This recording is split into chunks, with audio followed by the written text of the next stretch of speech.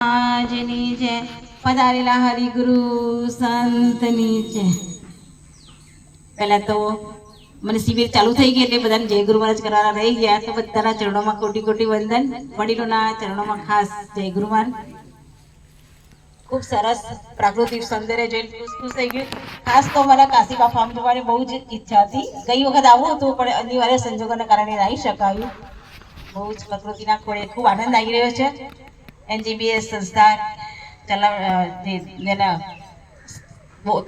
દોર આપી રહ્યા છે હવે ગીતારામ મહારાજ. ખૂબ સરસ કે ખરેખર આપણે એક નાનકડું ઉદાહરણ દ્વારા સમજાવવું કે એક શિક્ષક હતા, એમને સ્કૂલમાં એવું કીધું કે કાલે આપણે કેરી વિશે જાણવાનું છે. કેરી વિશે જાણવાનું છે, તમે ઘેરથી થોડું જાણી લાવજો, કાં તો 5 વાક્યો લખી લાવજો, ફાવતો નહીં તે કાલે આપણે ચર્ચા કરીશું. છોકરા ઘરે આયા, એક છોકરાએ મમ્મીને પૂછ્યું કે મમ્મી મારે કાલ કેરી વિશે જાણવાનું છે.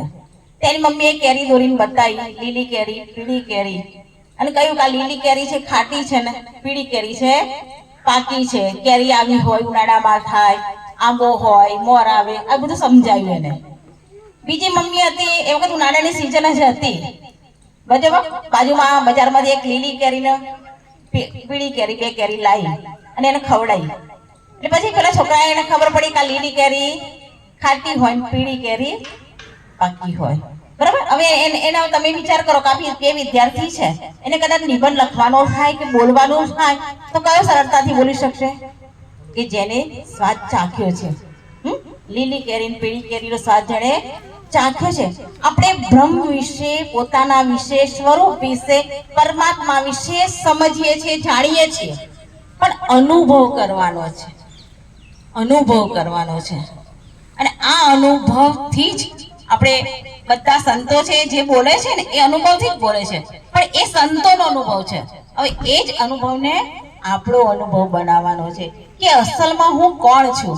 તો પહેલા આપણે જાણીએ કે આપણે બધા જેને જ્ઞાન લીધું હશે કે નહીં લીધું હોય, પણ એ પહેલા તો આપણે કહીએ છીએ કે મને હાથ દુખતો હોય તો એમ કહીશ મારો હાથ દુખે છે. મને માથામાં કંઈ થયું હોય તો હું કંઈક મારા માથું. તો આ શરીરને આપણે મારું માનીએ છીએ, તો શરીરથી અલગ એવું કંઈક હું જ છું. શરીરથી એવું કંઈક અલગ હું છું. તો એ હું કોણ છું? કે શરીરનો હું સાક્ષી છું કે મારી આંખો જ બહુ દુખે છે, મારા ચશ્માના નંબર વધી ગયા છે, પણ આ બધાને જાણનારો કોઈ અલગ છે, તો એ કોણ છે? આવી આપણને અંદર જિજ્ઞાસા થાય. એમ કરતા કરતા અંદર ઉતરવાનું છે. સૌથી પહેલા તો એક વાત કહી દો કે પહેલા તો આપણા પરમાત્માએ એવી પ્રકૃતિ બનાવી છે કે જે જ્યાંથી ઉત્પન્ન થાય એમાં જ વિલીન થાય છે. દાખલા તરીકે તમે જો માટીના વાસણો, ઘડો હોય, કોળિયું હોય, કુલડી હોય, ગમે તે હોય, પણ અંતે ક્યાં સમાશે? માટીમાં. માટીમાં જ સમાશે. પણ એ જ રીતે મોટો સમુદ્ર હોય, એ સમુદ્રની અંદર મોટી લહેર આવે, મોટા મોટા મોજા આવે, મોટા પરપોટા, નાના પરપોટા, અને એ પરપોટા પાછા ફૂટી જાય, ક્યાં સમાવાના? સમુદ્રમાં જ. સમુદ્રનું પાણી સમુદ્રમાં સમાવાનું.